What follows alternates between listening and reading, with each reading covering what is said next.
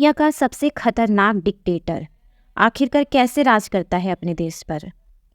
कैसे जीते हैं नॉर्थ कोरिया के लोग? ये बात हमारी सोच से भी ऊपर है, जहां हम आम जनता की पर्सनल लाइफ भी पर्सनल नहीं रहती। कौन कहाँ रहेगा, क्या पहनेगा, क्या काम करेगा, कितना पढ़ाई करना है और क्या पढ़ना है, क्या पहनना है, कैसे बाल रखने चाहिए, ये सब आपका फैसला नहीं, वहाँ की सरकार डिसाइड करेगी।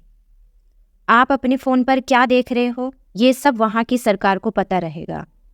क्राइम दादा ने किया है, पर सज़ा पोते तक आएगी।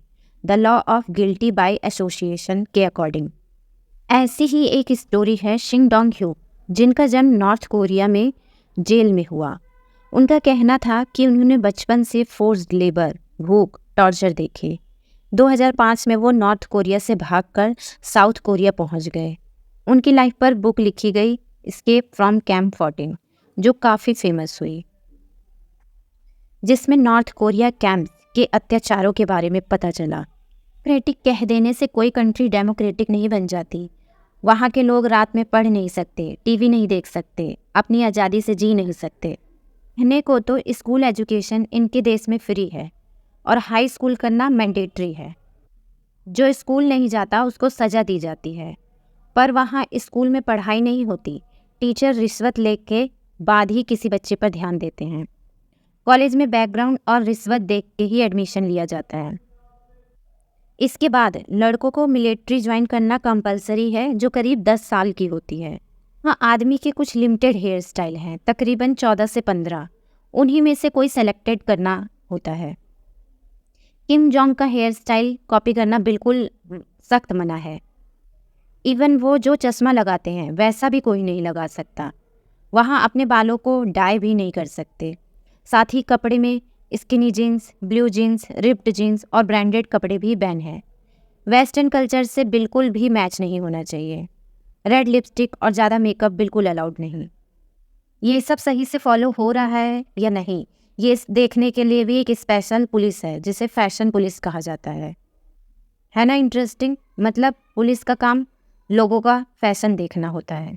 टन में प्रोग्रेस ना के बराबर है, क्योंकि वहाँ के लीडर का मानना है अगर इस देश के लोग बाहर की चीज़ अडॉप्ट करेंगे तो ये इनके देश के लिए खतरा बन सकता है।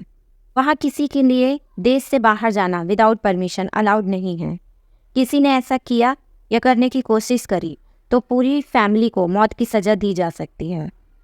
इतने रिस्ट्रिक्शन के बाद भी लोग जेल से भागने की कोशिश करते हैं, और भागकर जाते भी कहाँ हैं? चाइना, क्योंकि वो बॉर्डर उनसे जुड़ा हुआ है और वहाँ भागना इजी है। बट चाइना खुद एक डिक्टेटरशिप कंट्री है। वो वहाँ से भाग कर आए हुए लोगों को नॉर्थ कोरिया वापस भेज देता है।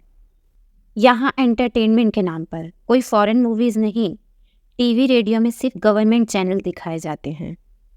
नॉर्थ कोरिया में किम जोंग की फैमिली खुद एक रिलीजन बन गया है। डेली फूड में राइस, कॉर्न, वेजिटेबल्स, मीट सिर्फ ओकेशन पे ही मिलेगा। रिच और पुअर डिफरेंस क्लियर दिखता है। 60% से ज़्यादा लोग फूड शॉर्टेज से परेशान हैं। बचपन से ही सिखाया जाता है लीडर मतलब भगवान। 3 जनरेशन पनिशमेंट नॉर्मल सी बात है। कौन से नेबर जासूस निकल जाए कुछ कह नहीं सकते। सरप्राइज इंस्पेक्शन कॉमन सी बात हो जाती है। वॉल्स पर लीडर की फ़ोटो होना एक मैंडेटरी है, और उसको साफ करना देश के हर नागरिक का फ़र्ज। सोचो, हम फ्रीडम को कितना नॉर्मली लेते हैं, लेकिन एक ऐसा देश भी है जहां बोलने का हक, इंटरनेट, ये सब छीन लिया जाता है, और फ्रीडम नाम की कोई चीज़ उस देश में एग्जिट ही नहीं करती।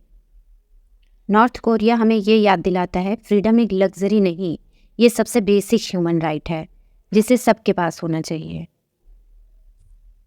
ऐसे ही इंटरेस्टिंग वीडियोस के लिए इस चैनल पे बने रहिए।